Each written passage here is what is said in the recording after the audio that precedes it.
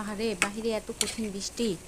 এই বৃষ্টির মধ্যে আর একটু ভাজা খেতে হবে, কারণ বিকেলবেলা নাস্তা যদি আলুর ভাজা বা পেঁয়াজ ভাজা বা আলুর চপ ভাজা, বেগুনি ভাজা এগুলো না হয়, তাহলে আসলে এই বৃষ্টির দিনের আসল মজাটাই পাওয়া যায় না।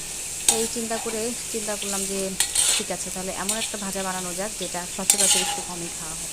তো আলুর ওয়েজেস বানানোর জন্য প্রথমে আমি আলু কেটে ভালো করে ধুয়ে একদম সুন্দরভাবে একটু সিদ্ধ করে নিয়েছি। সিদ্ধ করে যখন উঠিয়ে ফেলেছি, উঠিয়ে তারপর সুন্দর করে এগুলোকে আবার একটা তেলে ভাজা দিয়ে দিয়েছি, দিয়ে আবার ঠান্ডা করে একটু আটা এবং ময়দা, তারপরে হচ্ছে কর্নফ্লাওয়ার, এগুলো সব মিশিয়ে একটু হলুদ গুঁড়া, মরিচ, ধনিয়ার গুঁড়া, তারপরে জিরার গুঁড়া, তারপরে চিলি ফ্লেক্স, এগুলো সব কিছু একসাথে মেখে ভালো করে আবার তেলে ভেজে নিয়েছি। এই ফাঁকেই নিয়ে নিলাম কিছু ফিঙ্গার্স, ওগুলো ভেজে নিলাম। সব কিছু মিলিয়ে কঠিন একটা নাস্তা তৈরি করে নিলাম। তারপরে শশা কেটে